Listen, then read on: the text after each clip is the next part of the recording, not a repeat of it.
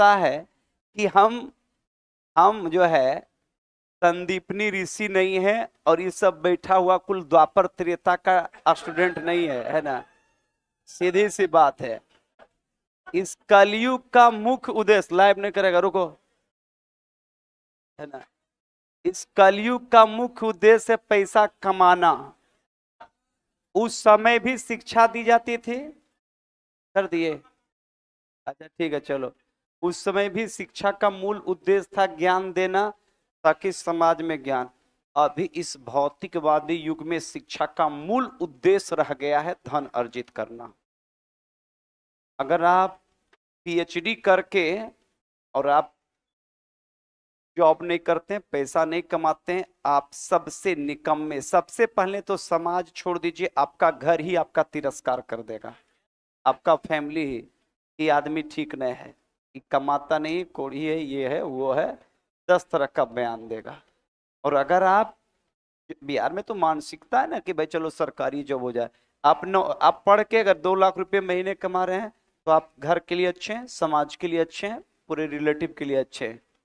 और अगर आप बहुत पढ़ के, अभी के युग में, क्योंकि अभी सबको भी आवश्यकता है, अगर आपके घर में फैमिली है तो उसको दवा है, और दवा बिना पैसे के आएगा नहीं। आपके बूढ़े माँ बाप हैं, उनको पैसे की आवश्यकता, भले ही आपका कैश नहीं है, लेकिन जब वो बीमार पड़ेगा तो बहुत पैसे की आवश्यकता होगी, क्योंकि दवा फ्री आएगा नहीं, खाना फ्री आएगा नहीं, दूध फ्री आएगा नहीं।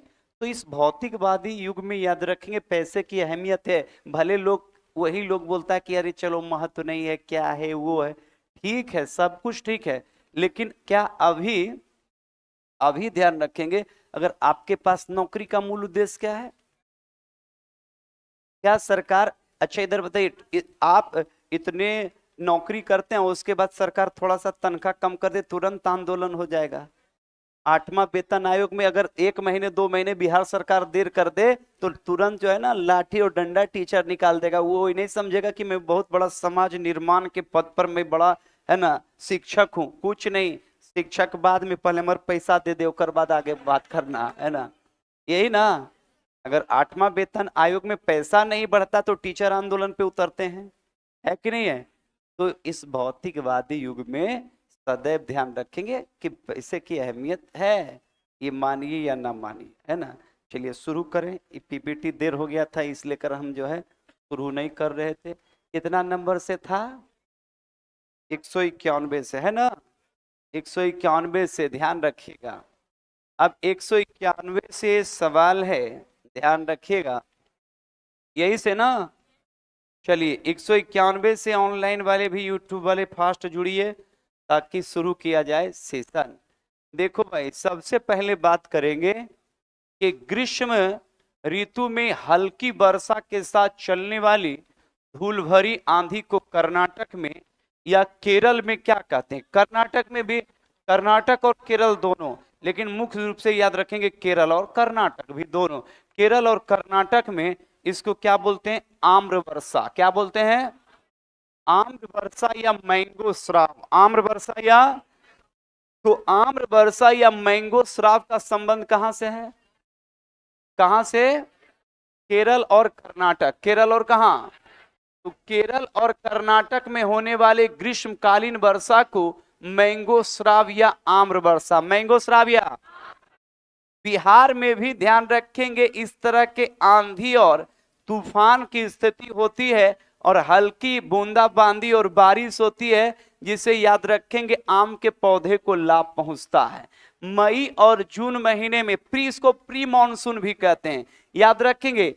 आप यूं कह लीजिए लास्ट अप्रैल और मई, लास्ट अप्रैल और मई, लास्ट अप्रैल और मई, जिस समय आम, ध्यान रखेंगे कि ठीक ठाक अचार के लायक हो जाता है। उस समय देखेंगे कि गर्मी का छुट्टी भी हो जाता था स्कूल में, और गर्मी का छुट्टी स्कूल में हो गया और सारे बच्चे जो है स्कूल से जब छुट्टी हो जाता था तो गांव में अपना क्रिकेट विकेट अपना खेलता था। और जैसे ही 4 बजा, देखिए उस समय होता क्या है कि आप देखेंगे ये आम्र वर्षा अलग अलग टाइप के नाम से जाने जाते हैं, जिससे धूल भरी आंधी चलती है, तूफान की स्थिति खड़ा हो जाती है और वर्षा होती है। बिहार में भी देखिएगा 1 महीने के बाद, अभी तो हल्का हल्का आंधी चल रहा है, लेकिन लास्ट अप्रैल और मई में देखिएगा कि होता क्या है कि उस समय गर्मी जो पड़ता है, क्योंकि अभी तो 1 अप्रैल शुरू होगा, तो कल 1 अप्रैल शुरू होगा, तो लास्ट अप्रैल, अभी 1 महीने और फिर याद रखेंगे मई के हाफ मई में पूरा का होता क्या कि हवाएं गर्म होकर ऊपर उठ रही हैं। अभी से ही हवा गर्म हो रही है और गर्म होकर कहां जाती है, ऊपर उठती है। ऊपर उठने के बाद क्या होती है कि ऊपर तो जाने के बाद ठंडा होगा, और ठंडा जैसे ही होगा तो होता क्या है कि 4 बजे जैसे ही सूर्य ढलता है, सूर्य ढलता है, टेम्परेचर कम जाता है। टेम्परेचर जैसे ही कमता है तो नीचे की गर्म हवा और ऊपर की ठंडी हवा दोनों जहां मिला तो ध्यान रखेंगे कि वही जो है वो लो प्रेशर और हाई प्रेशर का जहां मूवमेंट हुआ तो वहां पर हवा का मूवमेंट हुआ और वही आंधी बन जाता है। क्या बन जाता है, क्या बन जाता है। और उसी में देखते थे आप तो अब तो जमाना थोड़ा बहुत बदल गया। अब तो बच्चा जन्म लिया पबजी खेलना शुरू कर दिया।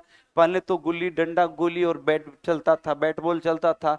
उसमें होता था क्या कि 4 बजे एकदम जैसी आंधी हुआ है ना, पूरा सब लड़का उड़का सब अपना बगीचा की तरफ मूवमेंट किया।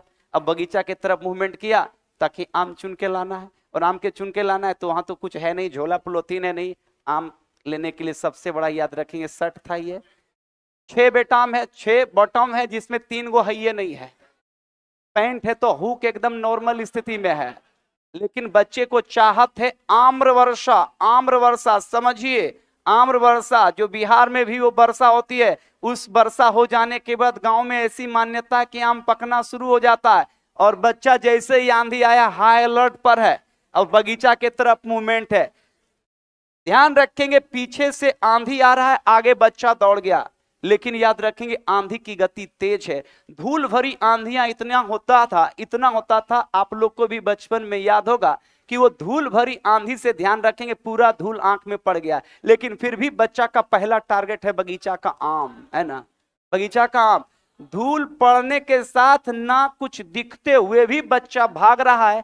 कई बार गिरता था और कई बार चोट लगता था, लेकिन उस दर्द का एहसास इसलिए नहीं था क्योंकि टारगेट ही आम था। क्या था, बगीचा पहुंच जाने के बाद ध्यान रखेंगे अब देखा कि कहीं रखने के लिए कुछ नहीं है, तो पहले ये बटन खोला, है ना, बात समझे। और बटन खोलने के बाद देखा कि नीचे भी बटन तो कम ही है ना। तो उसके बाद प्यारे क्या करता था कि पहले वो शर्ट ऊपर निकाला, है ना, और शर्ट निकालने के बाद नीचे वाली बटन भी खोला और इसको पूरा कसा। अमिताभ बच्चन की एक फिल्म भी हिट कर गई और अभी के डेट में बहुत बड़ा स्टाइल भी बन गया इसको यहां से कसने का, है ना, और पूरा यहां से कस के, है ना, अब पूरा कस के, है ना, रोक ऑनलाइन वाला, इसको कसा और पूरा आम रखा। और आम जब रखा, लेकिन आम इतना भर गया कि 4-5 फ्रेंड था, आम इतना भर गया कि पूरा, और अंततः ये हुआ कि ये भी खुल गया, पैंट भी खुल गया। और इस तरीके से ध्यान रखिएगा कि आम्र वर्षा का पूरा लाभ लिया जाता है।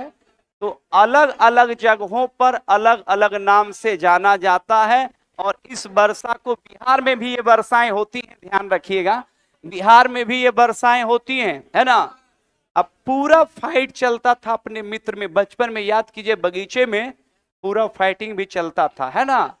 चलिए ध्यान दीजिए, है ना, हमारे ड्रेसिंग पर मत जाइए, है ना, हाँ बस पढ़िए लेकिन मन से, है ना। चलिए ध्यान दीजिएगा, नेक्स्ट सवाल की ओर चलेंगे। नेक्स्ट सवाल प्यारे क्या कहता है, ध्यान देना है। नेक्स्ट कहता है कि संपूर्ण भारत में मॉनसून का प्रवाह कब प्रवेश करती है जिसके कारण जगह जगह पर मूसलाधार बारिश होती है। जुलाई के प्रथम सप्ताह, जुलाई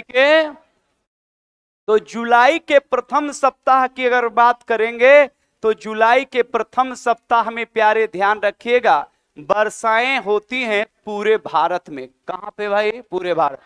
ऐसे मॉनसून प्रवेश तो कर जाता है जून के पहले सप्ताह में, जून के प्रथम सप्ताह में प्यारे सबसे पहले मॉनसून केरल में आता है। लेकिन संपूर्ण भारत में मानसून जुलाई के प्रथम सप्ताह। देखिए कंफ्यूज क्या करेगा, पूछेगा मानसून प्रवेश करता है भारत में सबसे पहले जून के पहले सप्ताह। जून के पहले सप्ताह कहां पे? केरल। कहां? तो जून के पहले सप्ताह कहां? केरल। कहां? लेकिन अगर आपसे पूछेगा कि संपूर्ण भारत, भारत और संपूर्ण भारत में अंतर है, यही संपूर्ण ध्यान रखेंगे, आपको कंफ्यूज पैदा करेगा। अगर पूछेगा भारत में मानसून तो जून के पहले सप्ताह, भारत में मानसून जून के पहले सप्ताह। कहां पे? केरल में। कहां पे? लेकिन संपूर्ण भारत में याद, जुलाई के पहले सप्ताह। जुलाई के, तो जुलाई के पहले सप्ताह प्यारे ध्यान रखिएगा संपूर्ण भारत में। और भारत की बात करेंगे तो भारत में याद रखेंगे पहले सप्ताह जून, और वो भी कहां? केरल। कहां पे? केरल। और भारत में हमने कई बार बताया है कि भारत में सबसे ज्यादा वर्षा जो होगी वो याद रखेंगे आपका होगा दक्षिणी पश्चिमी मानसून से। किससे होगा? तो भारत में सबसे ज्यादा वर्षा किससे होता है? दक्षिणी पश्चिमी मानसून। किससे होता है? दक्षिणी पश्चिमी मानसून, याद रखिएगा। नेक्स्ट सवाल की ओर चलेंगे। कहता है कि मानसूनी हवाओं के कारण उत्तर भारत में वर्षा किस शाखा से होती है? बंगाल की खाड़ी से। कहां से? कहां से भाई? तो कहता है मानसूनी हवाओं के कारण उत्तर भारत में। कौन भारत में? कौन भारत? आइए थोड़ा समझ ही लेते हैं कि उत्तर भारत में वर्षा कैसे कैसे कहां क्या होता है। कई बार मैंने आपको समझाया, लेकिन फिर से समझिए। देखो भाई, सबसे पहले बात करिएगा, एक महीना आता है सावन का महीना, है ना। और सावन के बाद आता है भादो। सावन के बाद कौन? भादो। तो याद रखिएगा, ठीक से बोलो, ये जो तुम बोलता है ना, तो रडार पर आइएगा ना, तो रडार पर आने के बाद हमारा विमान क्रैश नहीं करता है, विलुप्त हो जाता है। बात समझ गए ना। तो ये तो एकदम लगता है कि लफंग सिपाही के बेच रहे, इससे बढ़िया को सिपाही के बेच आया है। तो सिपाही लफंगे है तो चलो ठीक चलेगा। हाँ, वो लफंगा तो रहना ही चाहिए, सिपाही थोड़ा सा मन बढ़ू नहीं रहेगा तो रहेगा। मास्टर है, ये सब तो की करेगा, क्या बताएं, है ना। चलो ध्यान देना। तो ध्यान रखेंगे कि हमने अभी कहा था कि देखो भाई, सबसे पहले गौर कीजिएगा कि दक्षिणी पश्चिमी मानसून से पूरे भारत में वर्षा होती है। लेकिन होता क्या है कि सावन महीना, क्योंकि आषाढ़ और सावन, जुलाई और, याद रखेंगे जुलाई और अगस्त, जुलाई और हाफ अगस्त की बात करेंगे, क्योंकि हिंदी और आपका इंग्लिश महीना एक जैसा कभी नहीं चलता है, कुछ ना कुछ अंतर रहता है। तो ध्यान रखिएगा कि आषाढ़ और सावन जो महीना होता है, इस महीने में उत्तर भारत में जो वर्षा प्राप्त होती है ना, वो वर्षा प्राप्त होती है किससे? ये आपके होती है दक्षिणी पश्चिमी मानसून से। किससे होती है? लेकिन होता क्या है, सावन जाते जाते ये मानसून कमजोर हो जाता है। ये मानसून क्या हो जाता है? ये मानसून क्या होता है? कमजोर। ये मानसून क्या होता है? कमजोर हो जाता है। अब कमजोर जैसे ही होता है, ये पूरे चैप्टर हैं, तो अभी तो हमारा डिस्कशन चल रहा है, तो इसको तो हम अभी कर नहीं पाएंगे, ये बात समझिए, है ना। क्योंकि पूरा का पूरा आपको समझाया जाता है, लेकिन जो इंपॉर्टेंस पूरे हम समझा देते हैं। तो ये पूरा ध्यान रखिएगा। और जैसे ही ये स्पष्ट रूप से ध्यान रखिए, जैसे ही दक्षिणी पश्चिमी मानसून कमजोर पड़ता है, तो तब तक याद रखेंगे आपका दक्षिण पूर्वी मानसून। कौन मानसून? या इसको कह लीजिए उत्तर पूर्वी मानसून। कौन मानसून? उत्तर पूर्वी मानसून, या उत्तर पूर्वी मानसून जो बंगाल की खाड़ी है। कौन खाड़ी है? ये भारत में इधर से प्रवेश करती है, और ये भादो महीने में और दक्षिणी पश्चिमी मानसून और उत्तर पूर्वी मानसून, ये दोनों मिलकर वर्षा करवाती है। भले ही दक्षिण पश्चिमी मानसून थोड़ा कमजोर पड़ जाता है, लेकिन सबसे ज्यादा एक्टिव कौन रहता है? उत्तर पूर्वी मानसून, जो बंगाल की खाड़ी है और पूरे उत्तर भारत में भादो महीने में भारी बारिश होती है, जो धान के फसल के लिए और मक्का के लिए काफी लाभ पहुंचाता है। धान और किसके लिए? मक्का, धान और मक्का। तो स्पष्ट रूप से याद रखिएगा, एक बंगाल की खाड़ी वाली मानसून और एक अरब सागर। सबसे ज्यादा वर्षा कौन करवाएगा? कौन सा? दक्षिण पश्चिमी मानसून। लेकिन बंगाल की खाड़ी वाली जो मानसून होगा, वो ध्यान रखिएगा कि पूछता है कि उत्तर भारत में वर्षा किस शाखा से होगा, तो याद रखेंगे बंगाल खाड़ी। कहां से? कहां से? कन्फर्म ना? नेक्स्ट सवाल देखेंगे क्या कहता है भाई, गौर करना। गारो, खासी और जयंतिया पहाड़ी किस भारतीय राज्य में है? फास्ट बताइएगा ऑनलाइन वाले। गारो, खासी और जयंतिया कहां है? मेघालय। कहां है? कौन कौन? तो गारो, खासी और जयंतिया की बात करेंगे तो गारो, खासी और जयंतिया कहां पड़ता है? मेघालय। कहां पड़ता है? तो मेघालय में कौन कौन बताइए? गारो, खासी और, तो गारो, खासी और जयंतिया की बात करेंगे कहां पड़ता है? मेघालय। कहां पड़ता है? तो मेघालय में 3 पहाड़ी, गारो, खासी और कौन?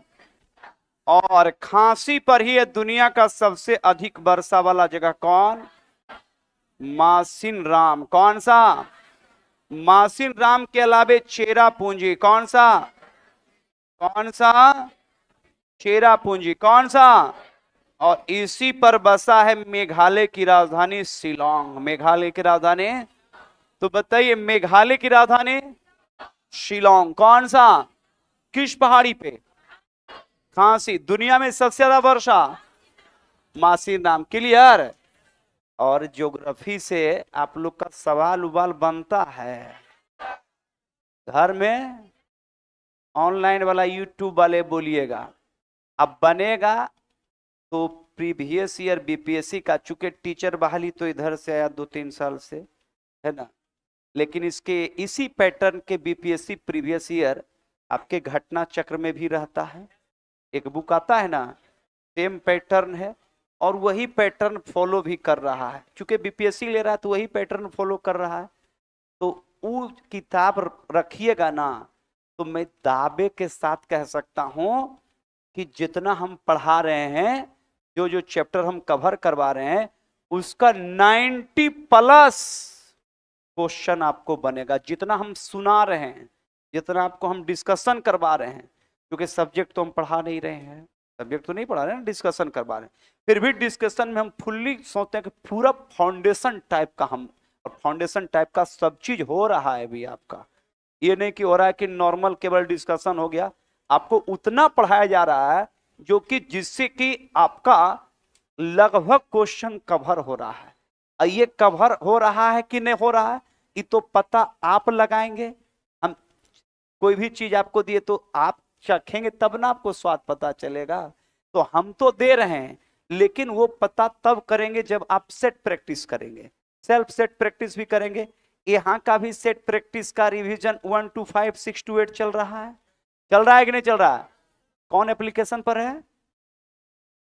आस पे है ना, बिग बूस्टर, बिग बूस्टर पे ना।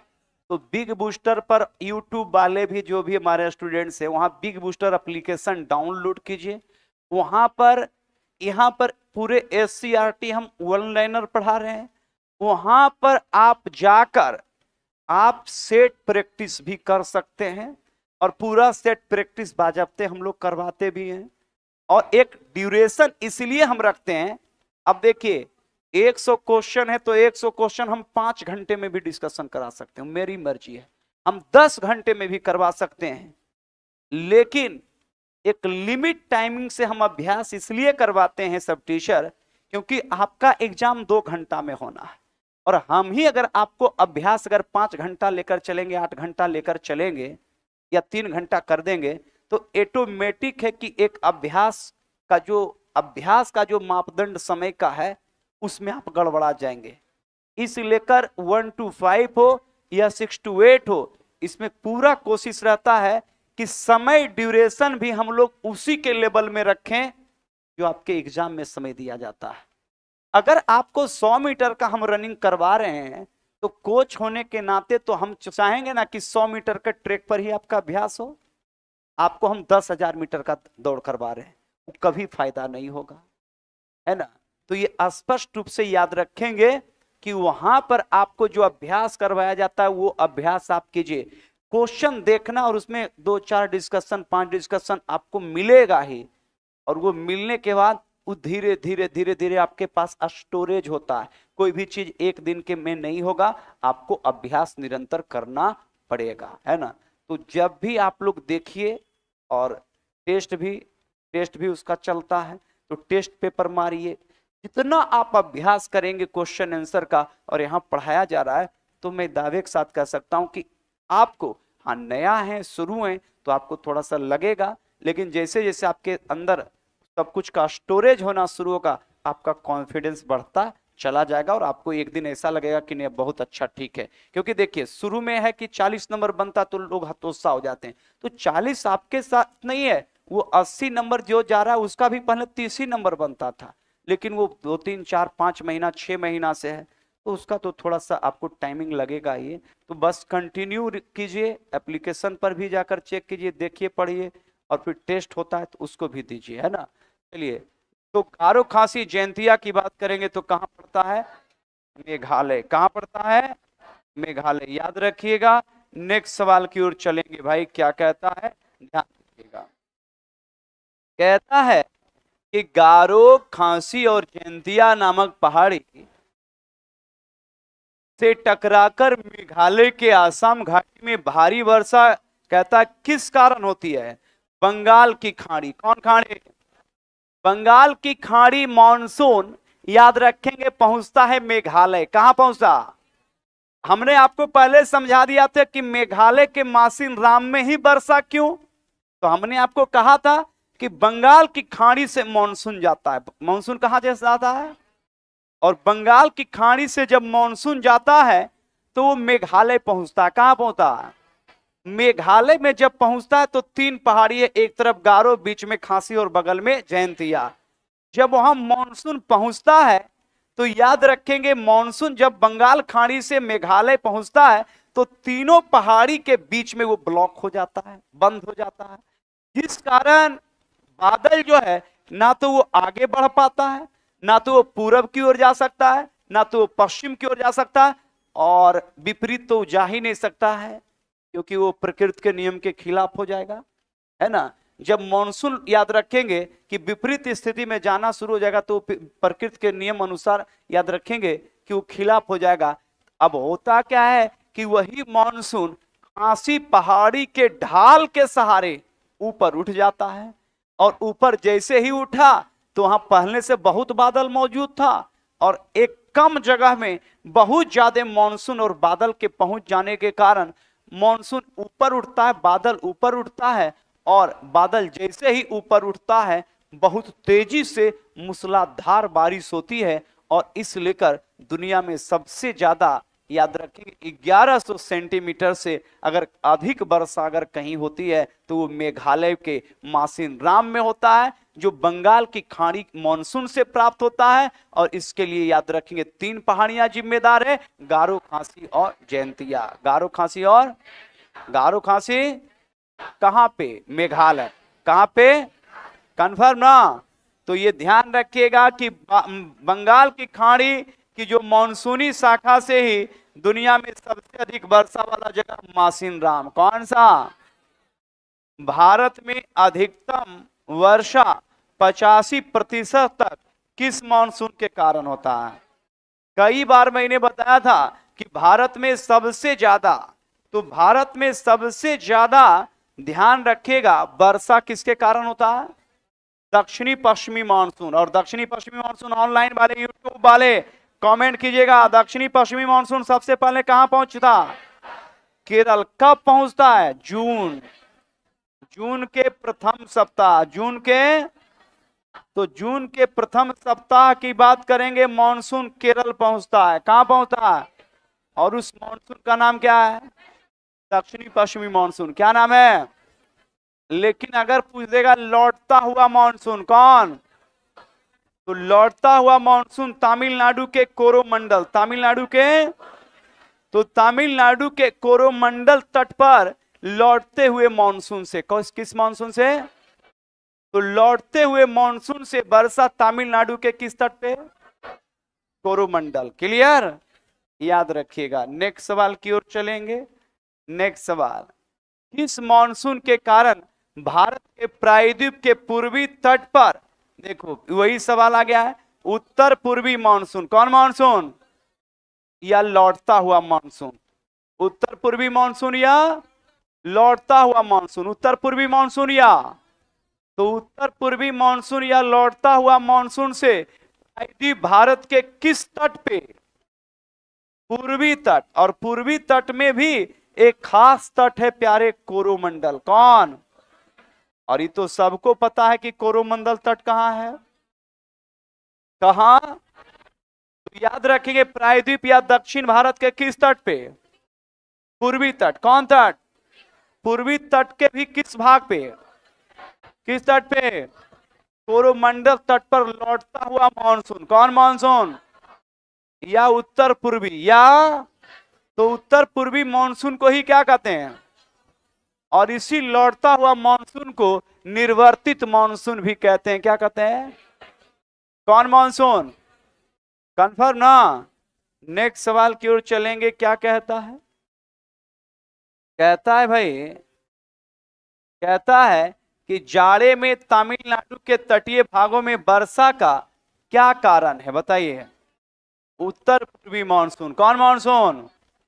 उत्तर पूर्वी मॉनसून के कारण ही ना दिसंबर और जनवरी, दिसंबर और, तो दिसंबर और जनवरी में लौटते हुए मॉनसून या निर्वर्तित मॉनसून को ही क्या कहते हैं? उत्तर पूर्वी मॉनसून। उत्तर पूर्वी मॉनसून कहें या लौटता हुआ, उत्तर पूर्वी मॉनसून या, तो उत्तर पूर्वी मॉनसून या लौटता हुआ मॉनसून के कारण कहां वर्षा होती है? कहां पे? किस ऋतु में? जाड़े या शीत ऋतु? जाड़े या, लेकिन इसके विपरीत पूछेगा कि जाड़े या शीत ऋतु, जाड़े या, जाड़े या शीत ऋतु में उत्तर भारत में जो वर्षा होती है वो किसके कारण होती है? पश्चिमी विक्षोभ। किसके कारण? पश्चिमी विक्षोभ। याद रखिए, भूमध्य सागर से, कहां से? भूमध्य सागर से चलने वाली शीतोष्ण चक्रवात को क्या कहते हैं? पश्चिमी विक्षोभ। तो उत्तर भारत में शीत ऋतु में जो वर्षा होगा किसके कारण? पश्चिमी विक्षोभ। किसके कारण? और दक्षिण भारत में जो शीत ऋतु में वर्षा होगी वो किसके कारण? उत्तर पूर्वी मानसून को लौटता हुआ मानसून क्या कहते हैं? तो उत्तर पूर्वी मानसून को क्या कहते हैं? लौटता हुआ मानसून या निर्वर्तित मानसून। लौटता हुआ मानसून या, कंफर्म ना? चलिए, यूट्यूब वाले अगर समझ में आ रहा है, यूट्यूब पे जितने स्टूडेंट हैं यस कमेंट कीजिए ताकि हम भी देख सकें। कोई बोल रहा है क्या? क्या है? अरे कोई है, कुछ बोल रहा था, हमको लगा बोल रहा है। चलिए कमेंट कीजिए, समझ में आ रहा है तो यस, नहीं तो नहीं, डायरेक्ट कमेंट करेंगे। रहने दो, ही रहता है। अरे वो बहुत प्रैक्टिस है ना, वो अब हम जितना उधर तब तक हम पढ़ा देंगे। हाँ, जब सूर्य कर्क रेखा पर सीधे चमकेगा तो उसका क्या प्रभाव पड़ेगा प्यारे? उत्तर पश्चिम भारत में कैसा प्रेशर बनेगा? निम्न दाब। कैसा? हाई प्रेशर की लो प्रेशर? कौन प्रेशर? तो लो प्रेशर का मतलब याद रखेंगे प्यारे कि याद रखेंगे निम्न दाब। लो प्रेशर को क्या कहते हैं? एगो बीपीएससी स्टूडेंट है, वो लिखता है 9, तो 9 नहीं समझता तो कर कारण बताओ, ये बताएगा ना। इंजेक्शन मार रहे हैं, तुमको असर नहीं कर रहा है ना, तो बताओ, रिपोर्ट लिखवाओ, फिर तुरंत जांच में भेजेंगे। हाँ, अब ध्यान दो। तो निम्न दाब या याद रखेंगे निम्न वायु दाब को ही लो प्रेशर कहते हैं। क्या कहते हैं? Low pressure. आइए समझिए, अब जो नॉन लिखा है वो समझो आराम से, एकदम धीरे समझाएंगे। देख मेरे पागलों, है ना, यह कर्क रेखा, कौन सी रेखा? निम्न दाब को ही निम्न वायु दाब, इस शब्द पहले समझ, निम्न, है ना, तो याद रखेंगे निम्न वायु दाब। निम्न मतलब ऐसे भी होता है कम, है ना, निम्न वायु दाब, कम हवा, है ना, तो निम्न वायु दाब या इसको बोलते हैं लो प्रेशर। क्या बोलते हैं? अब लो प्रेशर हम कल से ही बताते आ रहे हैं कि लो प्रेशर कब होगा, तो लो प्रेशर पूरे भारत में शुरू हो चुका है। इसी लेकर देखेंगे कि अभी एकदम हवा पूरा जिधर मन है उधर चल रहा है। हवा क्यों अभी इतना ज्यादा, अभी देखेंगे आंधी तूफान घूम रहा है, पता है? क्योंकि हवा गर्मी के कारण उसको भी गर्मी लग रहा है। जैसे आप लोग को गर्मी लगता तो आप लोग भी पूरा व्याकुल हो जाते हैं, कभी पानी की तरफ दौड़ते हैं, कभी कोको कोला की तरफ दौड़ते हैं, कभी आइसक्रीम की तरफ भागते हैं, कभी पंखा लेते हैं, कभी जो है ना, पूरा कपड़े खोल लेते हैं, है ना। और ध्यान समझो, है ना। तो अब ध्यान है कि यहां पर ठंडा आपका बॉडी हो इसलिए का, तो हवा भी याद रखेंगे, हवा मूवमेंट होता है गर्म। अरे बेवकूफों, जब नॉर्मल समझो कि जब पानी को तुम गर्म करते हो और पानी जब खौलता है तो देखता पानी उछलता है, भात बनते हुए देखा है ना, पानियों उछल रहा है और उसके बाद उसके साथ चावलों उछल रहा है। तो हवा कहां जा रहा है? ऊपर, गर्म होके ऊपर जा रहा है। गर्मी आता, लाइन जैसे इकट्ठा छत पर भागते हैं, जैसे ही लाइन आया ऊपर में मच्छर काटा, फिर नीचे भाग के आ गए, है कि नहीं है? आपको मच्छर से ज्यादा गर्मी से परेशानी है तो तब तक तो किसी तरह से बच के, है ना, काटते हैं। जैसी लाइन आया भाग नीचे, है ना। तो आपके आपके जो आप में जो मूवमेंट गर्मी के दिन में होता है वो गर्मी के कारण, उसी प्रकार से हवा का मूवमेंट, हवा ऊपर चला गया। हवा ऊपर चला गया किसके कारण? गर्मी के कारण। पूरे मार्च खत्म हो गया, अप्रैल मई जून, अप्रैल मई जून, ऑनलाइन वाला यूट्यूब वाला ध्यान से सुनो, नहीं समझेगा 25 बार समझाएंगे लेकिन समझा के छोड़ेंगे, नहीं तो नहीं समझेगा तो भाई, हाँ नहीं समझेगा तो कर इलाज तो फिर यही है कि जब अब तुम समझबे नहीं करेगा तो कर तो एक के इलाज है कि क्लिनिक बहुत है, हॉस्पिटल तो बहुत है, लेकिन ऐसा तो हम होने देंगे नहीं, इसलिए कर 25 बार ई दबा ने ऊ दबा देंगे। अब होता क्या है कि ये हवा गर्म होके कहां चला गया? ऊपर। तो अप्रैल मई और जून में पूरे हवा याद रखेंगे लू के रूप में चलती है, जिसको गर्म हवा कहते हैं, लू। और ये लू गर्म होकर ऊपर चली गई और ऊपर जैसे ही जाएगी हवा कम जाएगा और ये लो प्रेशर या निम्न दाब क्षेत्र कहलाएगा, लो प्रेशर या। तो यहां पर मई जून और अप्रैल मई और जून में यहां का तापमान क्या हो जाएगा? बढ़ जाएगा और तापमान 45 डिग्री से ऊपर चला जाता है। 45 डिग्री ऊपर जैसे ही जाएगा तो ध्यान रखिएगा कि हवाएं गर्म होगी, ऊपर जाएगी, हवा कम जाएगा, यहां निम्न दाब का क्षेत्र बनेगा और इसी निम्न दाब या लो प्रेशर क्षेत्र को भरने के लिए ध्यान रखिएगा, भरने के लिए जैसे मैंने एक एग्जाम्पल आपको समझाया था, यूट्यूब वाला भी देखेगा, ये प्रैक्टिकल। जैसे आप पंखा झलते हैं, गर्मी जब आपको लगता है तो देखिएगा कि पंखा यहां पर, है ना, है ना, रिलैक्स मिलता है ना। ये कभी अनुभव किए कि आपके फेस पर हवा कैसे लग रहा है? मैंने कई बार समझाया था कि जैसे ही आप यहां पे पंखा झलते हैं ना, तो आप फेस, आपके चेहरे के पास जो हवा मौजूद है उसको आप हटाते हैं और जैसे ही आप पंखा तेजी से झलते हैं तो वो तेजी से हवा यहां से हटता है और तेजी से जैसे ही हवा यहां हटता है तो यहां लो प्रेशर बनता है और लो प्रेशर जैसे ही बनता है और जैसे ही लो प्रेशर बना, ये जहां अगल बगल वाला हवा बहुत तेजी से यहां आता है, इस लेकर आपको फेस पर जो हवा लगता है पंखे झेलने के कारण यहाँ पर लो प्रेशर आप खुद बनाते हैं, और लो प्रेशर आप बनाते हैं किसके कारण? पंखा के कारण।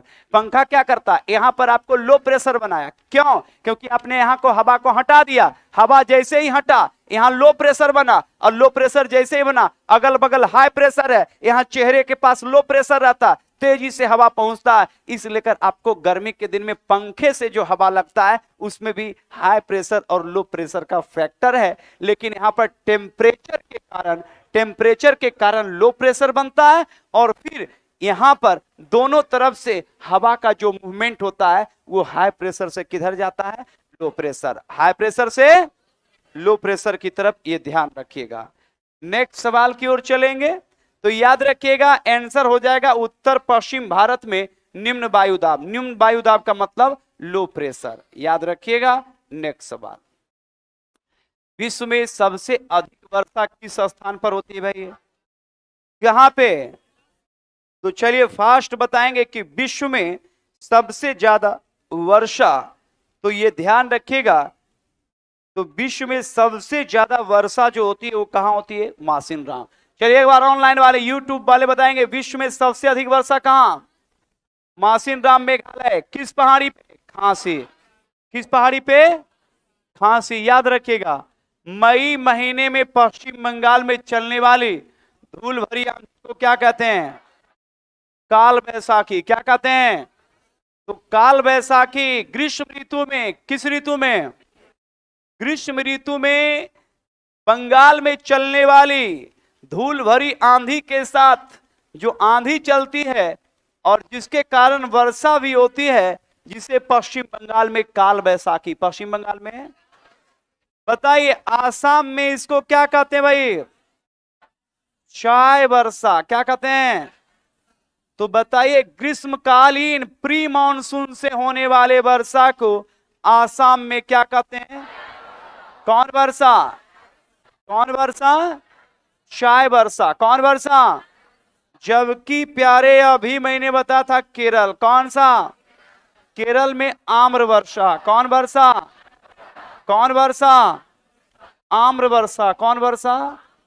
इसी को याद रखेंगे कर्नाटक में। कहां पे? कर्नाटक में क्या बोलते हैं? कॉफी वर्षा। कौन वर्षा? कौन वर्षा? और उत्तर भारत में इसी को नॉर्वेस्टर कहते हैं। क्या कहते हैं? तो उत्तर भारत में इसको क्या कहते हैं? नॉर्वेस्टर। क्या कहते हैं? तो काल बैसाखी कहां पे? पश्चिम बंगाल। आसाम में चाय वर्षा। आसाम में मैंगो श्राव कहां? केरल। कहां? तो मैंगो श्राव कहां? और उत्तर भारत में नॉर्वेस्टर। उत्तर भारत में कन्फर्म ना, ध्यान देना है। नेक्स्ट सवाल की ओर चलेंगे। चलो जो चैप्टर एकदम याद ही कर लीजिए, क्योंकि जलवायु हो, मिट्टी हो, भौतिक विभाग, पर्वत, पठार, नदी, झील, झरने, जलप्रपात, सभी डायरेक्ट आप पूरा का पूरा वन लाइन बाय लाइन आपके माइंड में होना चाहिए। जब तक पूरा कॉन्सेप्ट क्लियर नहीं होगा तब तक आपका सवाल में कंफ्यूजिंग पैदा रहेगा। और ध्यान रखिएगा आपका मेरिट 1 नंबर से ना हो या 5 नंबर से ना हो, नहीं हुआ तो उसको नहीं होना मानते हैं। बात समझे? मूल उद्देश्य है आपका कंपटीशन में स्थान हासिल करना। बात समझिए ना? जो हाँ स्थान हासिल करना, वो 1 नंबर से, आधा नंबर से, 0.0 से, वो सब हम नहीं जानते हैं। और ना समाज और ना आपका परिवार जानेगा कि 1.0 से छट गए। वो सब सिर्फ सांत्वना देने के लिए होता है कि जो है ना 0.1 से छट गए। वो सब कोई आपका गांव समाज मानने उनने वाला नहीं है। उस सीधे जानेगा हुआ तो बोलिएगा हाँ, तो बैठ, हुआ रे तो 0.1 से छट गए, नहीं हुआ ठीक है जो। बात समझा? यही ना समाज आपका क्या है?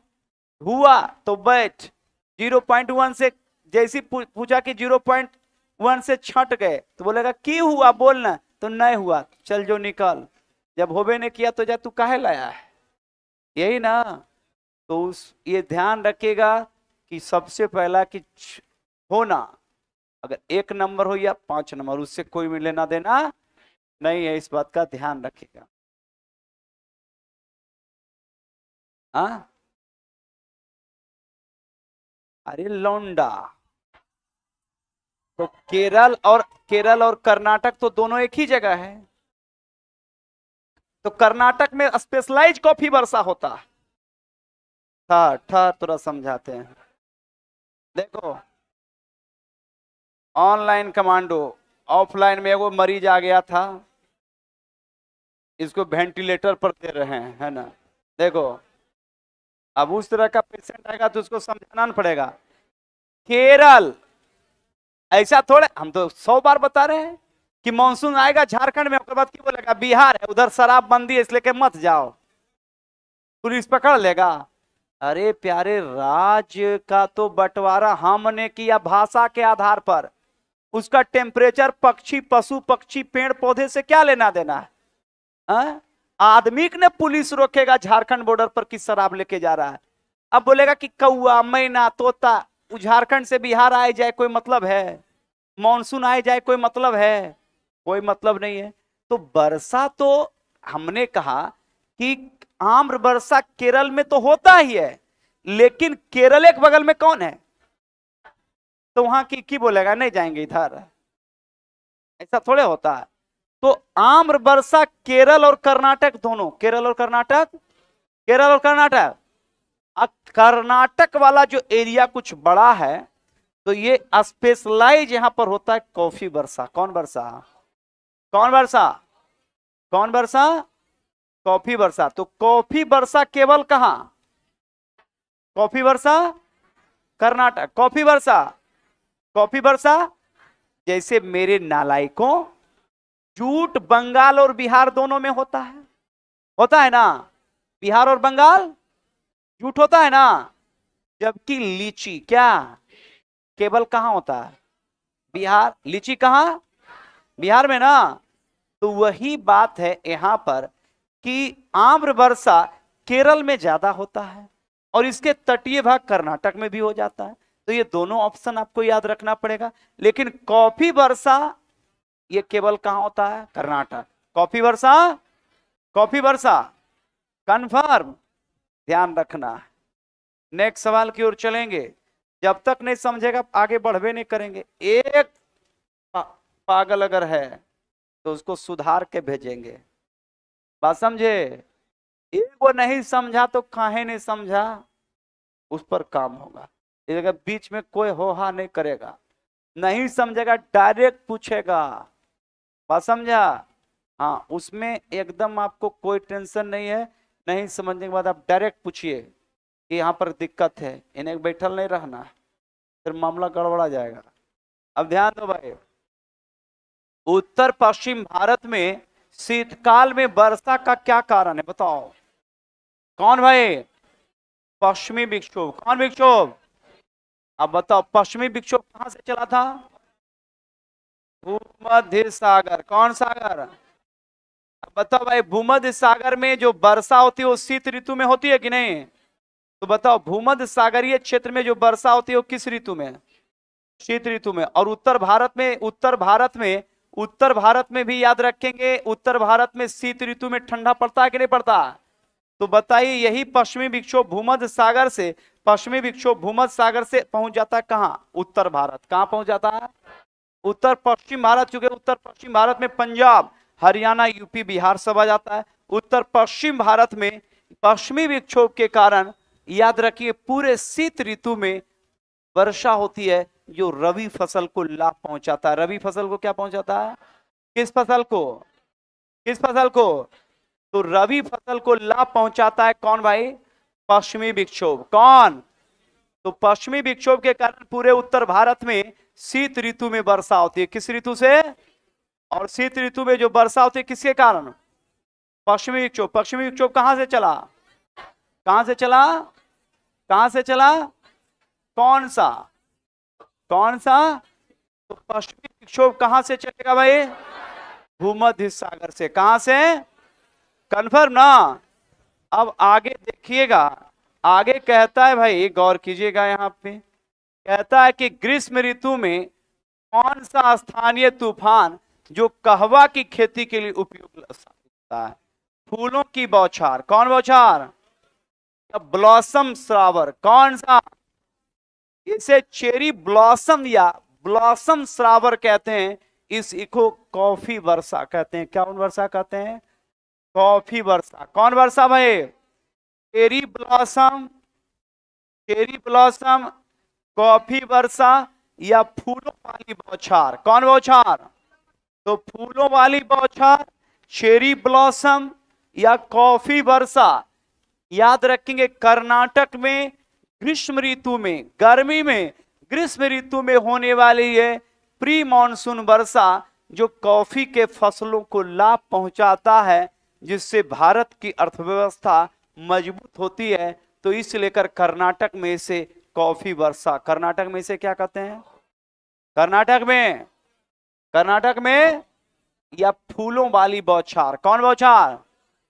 तो फूलों वाली बौछार या याद रखेंगे ब्लॉसम श्रावर या कॉफी वर्षा कर्नाटक में। कहां पे? ग्रीष्म ऋतु। किस ऋतु में? याद रखिएगा। भारत में जैव विविधता के मामले में विश्व एवं एशिया का कौन सा स्थान है भाई? तो विश्व में 10वां तथा एशिया में 4था। विश्व में कौमा? विश्व में 10वां और एशिया में 4था। कौन विविधता? जैव विविधता। कौन विविधता? जैव विविधता को ही बायोडायवर्सिटी बोलते हैं। जैव विविधता को क्या बोलते हैं? बायोडायवर्सिटी। क्या बोलते हैं? तो जैव विविधता को क्या बोलते हैं? भारत का सबसे पहला बायोडायवर्सिटी या जैव विविधता या जैव मंडल रिजर्व कौन था? नीलगिरी। कौन? देखो भाई, बायोडायवर्सिटी या जैव विविधता क्षेत्र उसी को कहते हैं जहां पर, याद रखेंगे, जहां पर एनिमल और प्लांट का डेवलपमेंट होगा। एनिमल और किसका? कभी ऐसा आप जानने का कोशिश किए हैं कि भाई नीलगिरी के पास ही, नीलगिरी की पहाड़ी, आप केवल पढ़ लेते हैं कि भाई नीलगिरी भारत का पहला जैव मंडल रिजर्व है, जिसकी स्थापना 1986 में हुआ था। कब हुआ था? लेकिन सदैव ध्यान रखेंगे कि नीलगिरी या पश्चिमी घाट में सबसे ज्यादा जैव विविधता या बायोडायवर्सिटी क्षेत्र इसलिए है क्योंकि ध्यान रखिएगा यहां पर इस जीव, अब जीव में क्या आएगा? तो जीव में दो आएगा। एक तो पहले प्लांट आएगा। क्या आएगा? प्लांट आएगा। और दूसरा आएगा एनिमल। क्या आएगा? एनिमल आएगा कि नहीं आएगा? पौधे और जंतु। पौधे और क्या? ये पौधे और जंतु मिलकर ही हमारे पर्यावरण, हमारे इकोसिस्टम को क्या करते हैं? संतुलित करते हैं। क्या करते हैं? क्या करते हैं? अगर ये दोनों, याद रखेंगे, प्लांट और उसमें रहने वाले एनिमल, अगर ध्यान रखेंगे कि इनकी समाप्ति हो जाएगी तो हमारे पर्यावरण खत्म हो जाएगा। पर्यावरण क्या हो जाएगा? तो इस दोनों को रहना जरूरी है और इसका संरक्षण जरूरी है, क्योंकि प्रकृति ने पेड़ पौधे या उसमें रहने वाले जीवों को, याद रखेंगे, पृथ्वी के पर्यावरण या एनवायरनमेंट को संतुलित करने के लिए बनाया।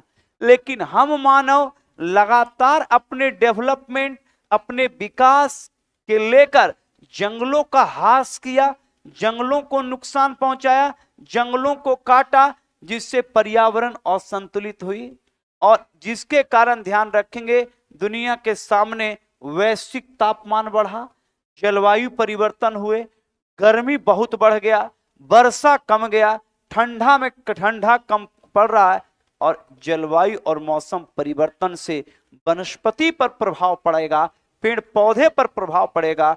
जब अच्छी वर्षा नहीं होगी, धान गेहूं नहीं होगा, और जब धान गेहूं नहीं होगा तो उसका डायरेक्ट असर, याद रखेंगे, मनुष्य पर पड़ेगा। इस लेकर पर्यावरण का संरक्षण करना मनुष्य का धर्म इसलिए है क्योंकि मनुष्य ने ही अपने लाभ और अपने स्वार्थ के लिए, ध्यान रखेंगे, पर्यावरण को क्या किया है? खत्म किया है, जंगलों को काटा है, जंगली जीवों को मारा है। लेकिन ये बायोडायवर्सिटी, जैव विविधता, हॉट स्पॉट जो है वो पश्चिमी घाट और नीलगिरी में इसलिए है क्योंकि यहां पर पेड़ पौधे, अब पेड़ पौधे वहीं पर ज्यादा डेवलप होंगे जहां पर, याद रखेंगे, पानी, क्या चीज भाई, पानी, प्रकाश, क्या चीज, क्या चीज, और मिट्टी, क्या चीज।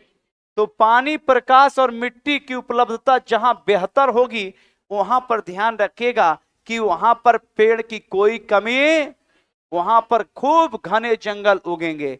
तो नीलगिरी के पास ये तीनों ज्यादा है। कभी ये सोचने का कोशिश की है कि राजस्थान में बायोडायवर्सिटी क्षेत्र कम है? क्योंकि राजस्थान में पौधे के जरूरी के लिए वर्षा कम होती है, इस लेकर राजस्थान में खूब घने जंगल, इस लेकर राजस्थान में उतने ज्यादा जैव मंडल क्षेत्र। लेकिन याद रखेंगे जहां पर नीलगिरी है वहां पर पानी की भी कोई कमी नहीं होता, रोज पानी पड़ता है। दूसरा बात, टेम्परेचर भी खूब बढ़िया है। तीसरा बात है कि प्रकाश भी खूब है क्योंकि वहां पर धूप की कोई कमी सालों भर है।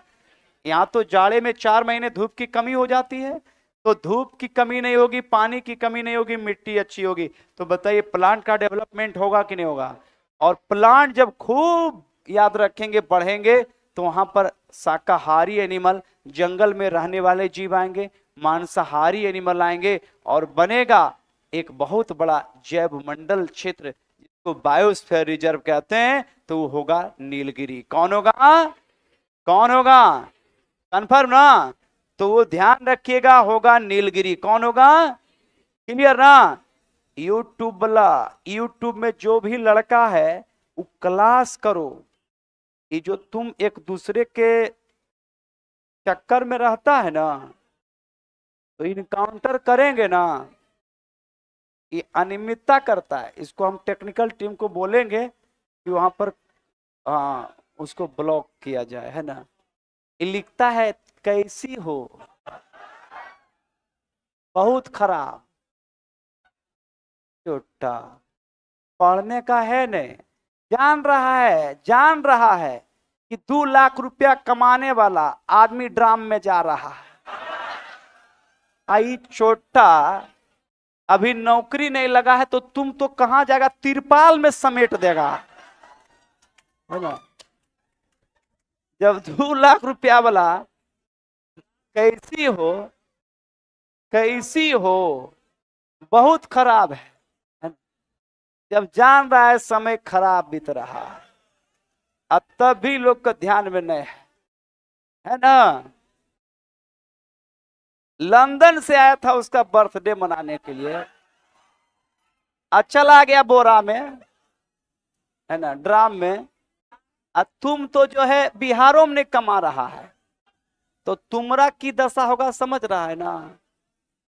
इस लेकर समझो, समझे तैयार नहीं है। जब नौकरी है तब ही हाल है, क्योंकि जो समानता, जो कल मैंने बताया था ना कि एक लड़का छेड़ा था कि मौलिक अधिकार, तो उसी मौलिक अधिकार का कुछ जो सजा मिल रहा है ना, कि तुम 40,000 तो हम भी 40,000 है, तो फिर तुम्हारा बात हम क्यों माने। और संविधान में समानता का अधिकार है। तो आज जो आप इतने कांड देख रहे हैं, है ना, यूपी में वो कांड हुआ था ना, वो लड़का ठेला रिक्शा चला के पढ़ाया था, एसडीएम बना दिया था, ज्योति मौर्य, है ना, ज्योति मौर्य वाला केस था ना, बना दिया था। मामला की हुआ पता है ना। तो ये तुम लोग बाबू जो है ना, जीत जाओ, है ना। फिर भी लोग मना करेंगे लेकिन ये सब मानेगा नहीं, तो जाएगा ड्राम में। चलो भाई ध्यान दो, आगे ध्यान रखिएगा। ये सारी घटनाएं आपको समझाने के लिए है, बात समझे। मानिएगा तो मानिए, नहीं तो, है ना। पढ़ाई पर ध्यान दीजिए। देखिए अभी के डेट में जॉब आपका एक सामाजिक, पारिवारिक और खुद आपके लाइफ का एक हथियार है, प्रोटेक्शन। नहीं तो आपका जिंदगी, हाँ, हाँ, ध्यान दो। नहीं तो सही बोला। नेक्स्ट सवाल प्यारे, एकदम ध्यान दो भाई। भारत में लगभग, कहता है 15,000 फूलों के पौधे हैं, जो विश्व के फूलों के, याद रखेंगे, पौधे के लगभग कितना प्रतिशत है? 6%। कितना प्रतिशत भाई? 6%। कितना प्रतिशत? और एक सवाल आज का कि फूलों की घाटी कौन सा? तो बताइए, फूलों की घाटी एक नेशनल पार्क है, कहां पे? तो उत्तराखंड में। कहां पे भाई? तो फूलों की घाटी का संबंध कहां से है? उत्तराखंड से। क्लियर ना? तो फूलों की घाटी का संबंध कहां से है? उत्तराखंड से। कौन सा? तो फूलों की घाटी का संबंध प्यारे कहां से है? उत्तराखंड। कंफर्म ना? तो आज का सेशन आपका यहीं तक है ना। कंटिन्यू बने रहिए, तुरंत आपका हिस्ट्री वर्ल्ड, आपका हिस्ट्री शुरू हो रहा है, 5 मिनट में तुरंत कराएंगे।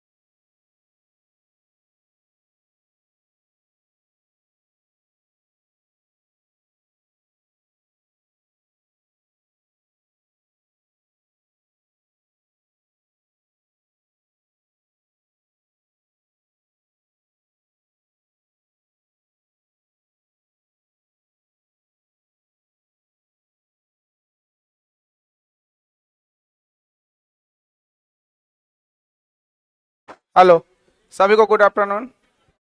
बैठ जाइए। पेन कहाँ है? पेन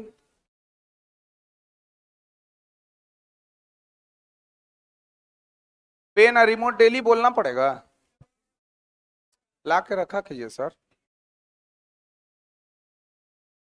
कहां तक पढ़े थे हम लोग?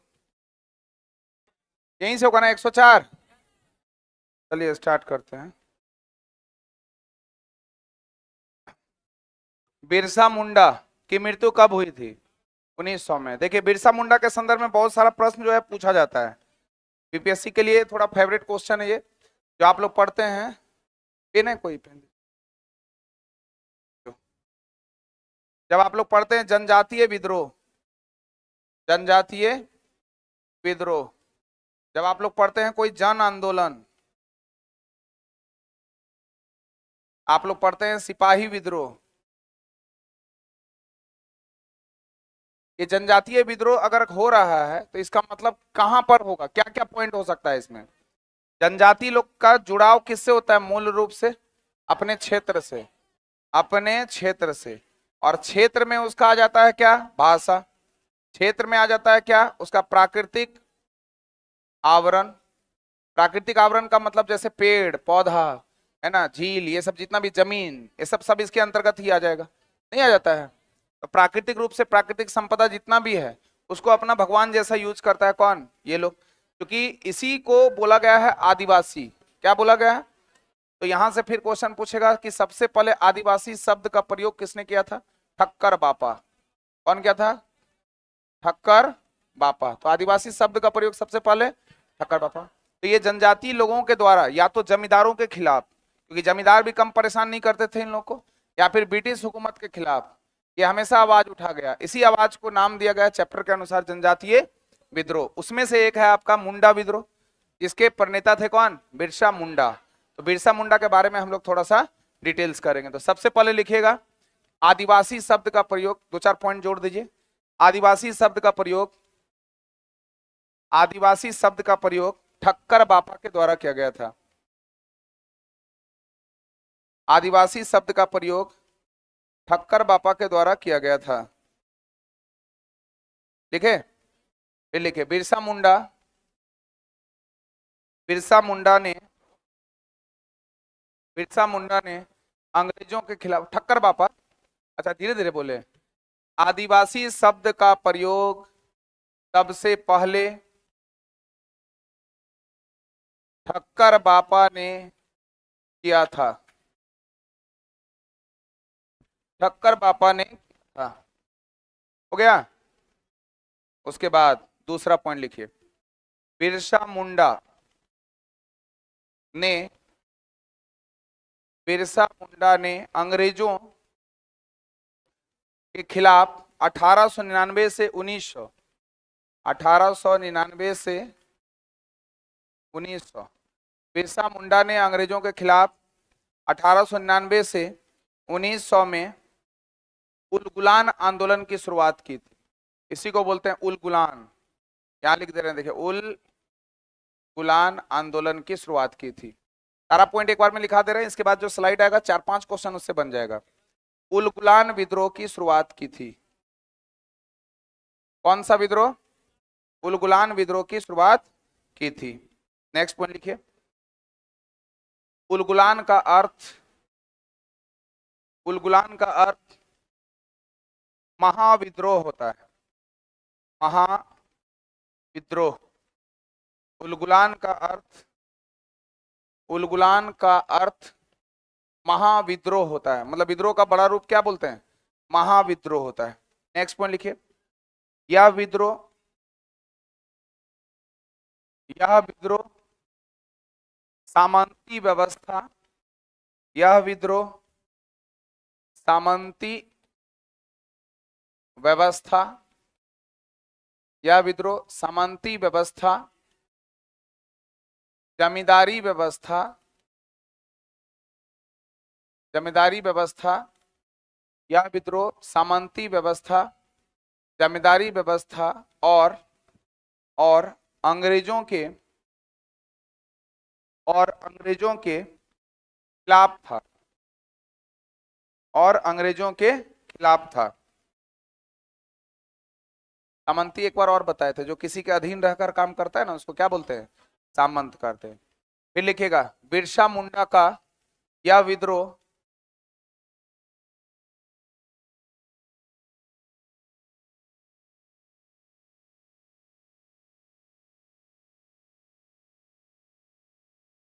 बिरसा मुंडा का यह विद्रोह 3 तथ्यों पर आधारित था। 3 तथ्यों, जिसको हम लोग शॉर्ट में 3 जॉ पढ़ेंगे। 3 जॉ, जैसे हम हिस्ट्री पढ़ाते थे उस समय में बोलते हैं कि जो जर, जोरू और जमीन, 3 चीजों के लिए लड़ाई हुआ है इतिहास में। जर के बारे में बोलते हैं, जर मतलब पैसा, जोरू का मतलब लड़की, और जमीन का मतलब जमीन। जैसे अलाउद्दीन खिलजी आक्रमण किया था ना चित्तौड़, मेवाड़ के राजा राणा रतन सिंह की पत्नी को पाने के लिए, पद्मावती को आक्रमण किया था ना।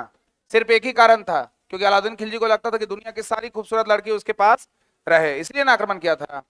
तो जर, जोरू और जमीन। उसी तरह बिरसा मुंडा का जो ये विद्रोह था वो 3 चीजों पर, 3 तथ्यों पर आधारित था, 3 पॉइंट पर आधारित था। जौ से जल, जौ से जंगल और जौ से जमीन। तो लिख लीजिएगा, 3 जौ का मतलब हो गया जल, जमीन और जंगल। जल, जमीन और जंगल, या जल, जंगल और जमीन की रक्षा के लिए था। ठीक है। बिरसा मुंडा को एक क्वेश्चन पूछा है बीपीएससी में कि बिरसा मुंडा को कैसे गिरफ्तार किया गया था? सोए हुए अवस्था में। कौन अवस्था में?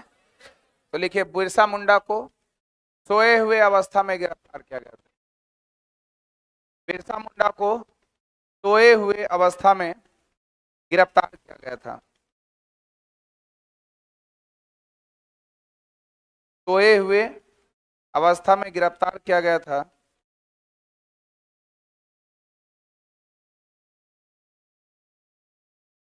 नौ जून 1900 को, 9 जून, यहाँ डेट लिखा हुआ है ही जो क्वेश्चन को कोलेट कर रहे हैं, 9 जून 1900 को इनकी मृत्यु हो गई थी। 9 जून 1900, 9 जून 1900 को इनकी मृत्यु हो गई। किस जेल में ले गया था इसको? रांची जेल में। किसको? बिरसा मुंडा को। उसको झारखंड का भगवान का दर्जा दिया गया है। किसको? इसके संदर्भ में भी और क्वेश्चन आएगा, उसमें कुछ पॉइंट और जोड़ देंगे हम लोग। ठीक है। तो फिलहाल मुंडा विद्रोह को ही किस विद्रोह के नाम से जानते हैं? उलगुलान विद्रोह। कौन विद्रोह? कौन विद्रोह? कौन विद्रोह? उलगुलान का मतलब क्या होता है? महाविद्रोह। विद्रोह का बड़ा रूप क्या हो गया? महान विद्रोह। महान विद्रोह है ना। और हम बताए बिरसा मुंडा का जो है समय कितना से कितना लिखा है? जो ये विद्रोह का समय था वो कितना से कितना? बिरसा मुंडा की मृत्यु कब हो गई? 9 जून 1900 को। तारीख याद रखिएगा, कब बोले? 9 जून 1900। किसकी मृत्यु हो गई? बिरसा मुंडा को कैसे पकड़ा गया था? बिरसा मुंडा का जो ये विद्रोह था ये 3 चीजों पर आधारित था। कौन कौन? कौन कौन था? जल, जंगल और जमीन। तीनों पॉइंट पे याद रखना है ना, जल, जंगल और जमीन। देखिए चैप्टर है आपका वन्य समाज और उपनिवेशवाद, लेकिन उसमें क्वेश्चन दे दिया है किसका? पॉलिटी का क्वेश्चन दे दिया है। लेकिन कोई बात नहीं, छोटा बच्चे लोग का किताब में ऐसे ही रहता है, मिक्सअप रहता है, इंटीग्रेटेड रहता है वो, तो परेशान नहीं होना है। भारतीय संविधान के किस धारा के अंतर्गत, धारा का मतलब यहाँ भी धारा का प्रयोग किया है, लेकिन एक्चुअल में ये आर्टिकल पूछ रहा है। ठीक है। आर्टिकल के अनुसार आदिवासियों को कमजोर वर्ग का दर्जा दिया गया। चूंकि ये आदिवासी क्षेत्र से है और हम लोग का टॉपिक जनजातीय वाला क्षेत्र से आ रहा है, इसलिए इसको कोरिलेट किया है। तो ये आर्टिकल कितना है? 342। तो लिख लीजिएगा 342, आर्टिकल 340, ये आर्टिकल ही है आपका। तो आदिवासियों को कमजोर वर्ग का दर्जा दिया गया है इसमें। और आदिवासी शब्द का प्रयोग सबसे पहले कौन किया है? ठक्कर बापा। आदिवासी शब्द का प्रयोग सबसे पहले कौन किया? ठक्कर बापा। बिरसा मुंडा ने ईसाई मिशनरियों पर कब हमला किया था? 25 दिसंबर 1899। 25 दिसंबर 1899 को बिरसा मुंडा ईसाई मिशनरियों पर हमला किया था। देखिए क्या होता है ना कि आदिवासी लोगों का दिल बहुत अच्छा होता है ना, और इसलिए बता रहे हैं क्योंकि एकदम साफ सुथरा, किसी भी तरह का मन में छल कपट नहीं होता है। हम उन लोगों के बीच में रहे हैं इसलिए हम जानते हैं इस बात को। हमारे बहुत सारे दोस्त रहते थे, तो सारे दोस्त लोग सोचते थे कि फलानवा टीचर का पैसा कैसे कम दिया जाए, एक, और उसमें जो आदिवासी दोस्त होता था कभी ऐसा नहीं सोचता था कि उसका पैसा कम दिया जाए। और बहुत सारा ऐसा मसला था जिसमें वो लोग का पूरा लगता था कि हाँ सारा चीज सिद्धांतिक रूप से वो काम कर रहा है। लेकिन कुछ चीजें ऐसी होती है ना जहां पर एक दूसरे से मुठभेड़ होता है, नहीं? जैसे आप लोग सुने होंगे डोमिसाइल वगैरह होता है, एक तरफ से आदिवासी लोग इधर से तीर निकालता था और उधर से सब बाहर दूसरे वाले लोग आते थे बंदूक बंदूक लेके। खतरनाक लोग पारंपरिक रूप से तीर व धनुष का यूज करता है, कौन? आदिवासी लोग। बिरसा मुंडा ने ईसाई मिशनरियों पर कब हमला किया था? 25 दिसंबर 25 दिसंबर 1899। ये 25 दिसंबर को देखकर थोड़ा सा हमको याद ताजा हो गया, क्योंकि अभी हाल ही फिलहाल में भूकंप बहुत तेजी से बढ़ा है, मतलब काफी स्पीड आया है भूकंप। और हमारे यहाँ एक सुनामी आया था, याद है? कब कब आया था? अच्छा, किसको पता है? हाथ उठाइए तो बोलिए, कब आया था? Date date date. और कौन बताएंगे? इधर से कोई हाथ उठाए थे शायद। हाँ बोलिए। हाँ वेरी गुड, बैठिए। 26 दिसंबर 2000 एक्चुअल में आया था ये 25 दिसंबर को ही, लेकिन उसके एक सेकंड बाद जैसे ही होगा वो क्या बन जाएगा? 26 दिसंबर। 26 दिसंबर 2004 को सुनामी आया था। क्या आया था? सुनामी आया था। ट्रेडिशनल क्वेश्चन में पूछ सकता है ये। सुनामी आया था कब? 26 दिसंबर 2004 को। और ये हिंद महासागर के आसपास के एरिया में जो हम लोग का दक्षिणी पॉइंट था ना सबसे, कौन? इंदिरा पॉइंट, उसी को बोलते हैं पिग्मेलियन पॉइंट, पार्सन पॉइंट या लाइचिंग पॉइंट। क्या हुआ था? डूब गया था। चलिए आगे बढ़ते हैं हम लोग।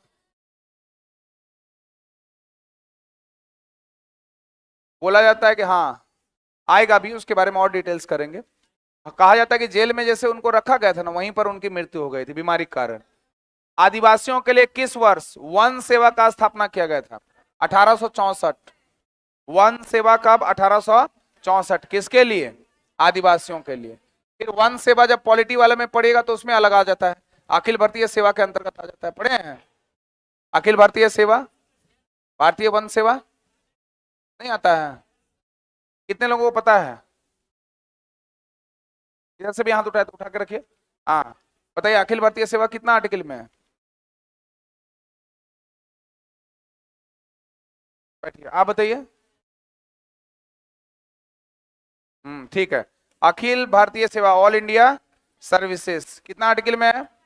312 में, यही ना?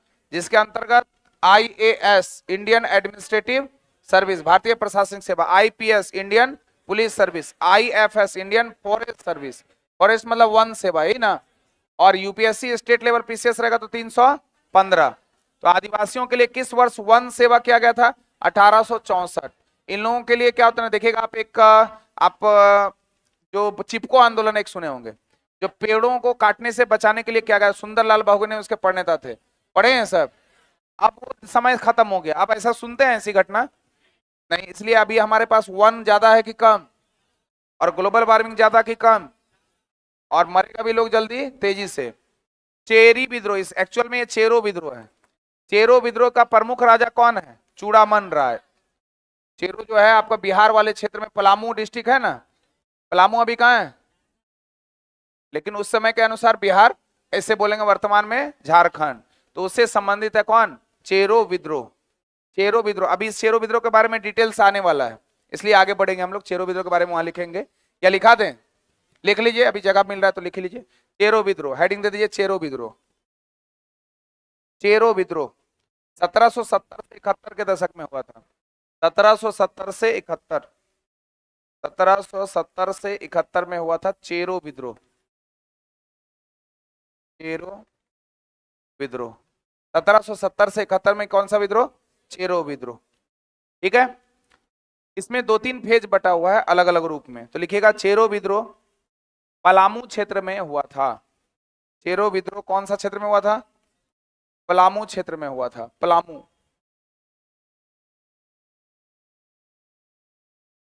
पलामू क्षेत्र में हुआ था। ठीक है, लिखिए पलामू शासक, पलामू के शासक, पलामू के शासक, पलामू के शासक कौन शासक? चेरो शासक है ना। पलामू के चेरो शासक चित्रजीत राय, लिख दे रहे हैं चित्रजीत रॉय। पलामू के शासक चित्रजीत राय, यहां लिख दिए। पलामू के शासक चित्रजीत राय और उनके दीवान जगन्नाथ सिंह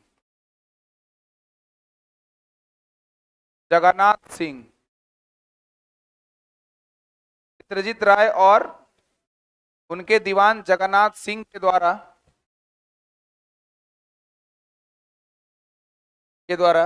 पलामू की राजगद्दी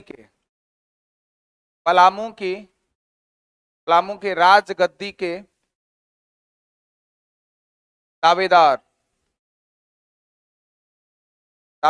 गोपाल राय की ओर से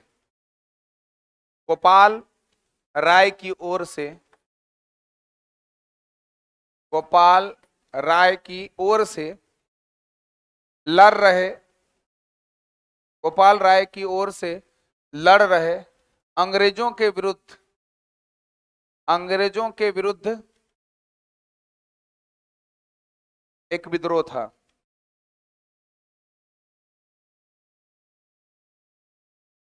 लिख लिए? तो जो चित्रजीत राय और जगन्नाथ सिंह ये दो कैरेक्टर है, और जो राजगद्दी का दावेदार माना जा रहा था कौन? गोपाल राय। इसके फेवर में दावेदारी के लिए लड़ रहे थे, किसके विरुद्ध?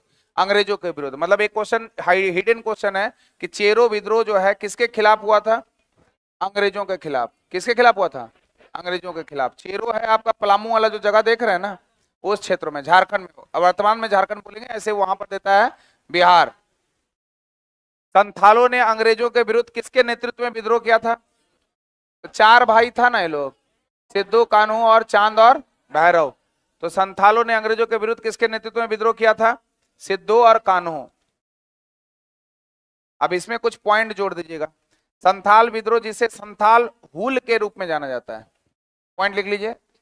संथाल विद्रोह जिसे संथाल हुल कहते हैं, हुल, जैसे वहां उलगुलान पड़े थे ना, उसी तरह संथाल विद्रोह जिसे संथाल हुल के रूप में जाना जाता है। संथाल विद्रोह को ही क्या कहते हैं? संथाल हुल। दिख रहा है ना पीछे, या बड़ा करके लिख देते हैं? संथाल हुल के रूप में जानते हैं, उसी का नाम है। संथाल विद्रोह को क्या बोलते हैं? संथाल हुल। यह 1855 को शुरू हुआ था और 56 तक चला था, यानी सीधा लिखिए 55 से 56। तो 1855 से 56 तक चला था, 1855 से 56 तक चला था। लिख लिए? कौन सा विद्रोह? उसी को क्या बोलते हैं? हुल। लिख लिए? चलिए नेक्स्ट पॉइंट लिखेंगे हम लोग इसमें। संथाल जनजाति द्वारा ब्रिटिश ईस्ट इंडिया कंपनी, जमींदार और सामंतवादियों के क्रूर नीतियों के खिलाफ पूर्वी भारत में वर्तमान झारखंड और पश्चिम बंगाल का एक विद्रोह था। लिखिए, यह विद्रोह का हिस्सा झारखंड और वेस्ट बंगाल था। यह विद्रोह का हिस्सा वर्तमान झारखंड और वेस्ट बंगाल था। ठीक, मतलब ये जो एरिया था झारखंड, जैसे छोटा नागपुर वाला के आसपास का जो क्षेत्र देख रहे हैं ना, उस समय में आपको दिखेगा। संथाल एक प्रकार का कम्युनिटी है, जैसे हमारे यहाँ भील, गोंड पाया जाता है ना, उसी तरह का तीसरा सबसे बड़ी जनजाति है कौन? संथाल। तीसरा सबसे बड़ा जनजाति कौन है? संथाल। ये आपको बिहार में कुछ हिस्सों में, झारखंड के कुछ हिस्सों में, और भी उसके आसपास के जो क्षेत्र हैं वहां दिखेगा मूल रूप से, है ना। संथाल उसी के नाम पर पड़ा संथाल विद्रोह। जैसे मुंडा लोग भी एक जाति है, जनजाति है, उसके नाम पर पड़ गया क्या? मुंडा विद्रोह। तो संथालों ने अंग्रेजों के विरुद्ध किसके नेतृत्व में विद्रोह किया था? सिद्धू कान्हू। अब हम लोग लिखे कि ये जो विद्रोह हुआ था मेनली कहां फोकस था? पश्चिम बंगाल और झारखंड में। अब लिखेंगे ये किसके खिलाफ हुआ था? तो संथाल जनजाति द्वारा किसके खिलाफ? ब्रिटिश ईस्ट इंडिया कंपनी, जमींदार और सामंतवाद। क्यों ऐसा हुआ? क्योंकि जो ब्रिटिश काम करता था, ध्यान दीजिएगा, जो ब्रिटिशियस काम करते थे, जो आपके अंग्रेज जो काम करते थे, कभी कभी ये डायरेक्ट टैक्स वगैरह वसूलने का काम करता था, किससे? भारत की जनता से। लेकिन कभी कभी बीच में किसको लगा देता था? जमींदार को। नहीं लगाया था? ठीक है, पहले हो या बाद में, ये हमेशा डायरेक्टली इनडायरेक्टली करते रहा।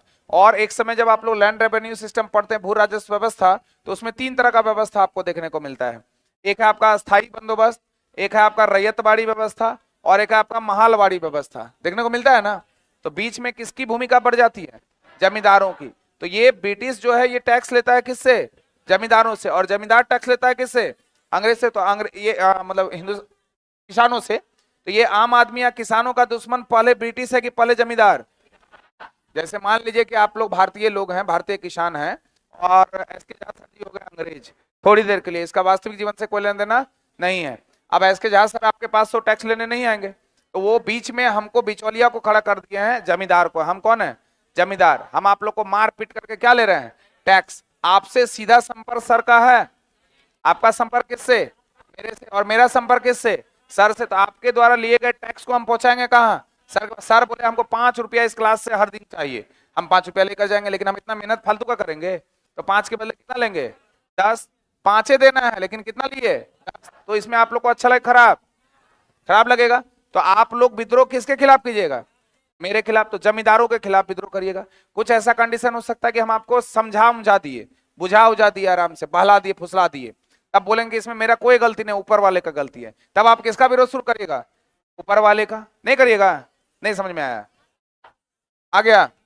तो लिख लीजिएगा कि संथाल जनजाति, ये वाला लिखिए, संथाल जनजाति द्वारा ब्रिटिश ईस्ट इंडिया कंपनी, जमींदार और सामंतवादियों के क्रूर नीतियों के खिलाफ ये विद्रोह हुआ था। ये सब क्वेश्चन बीपीएससी के लिए महत्वपूर्ण बन जाता है। संथाल जनजाति द्वारा, दिखा दे रहे हैं, लिखिए, संथाल जनजाति द्वारा British east India company, British east India company, comma, जमींदार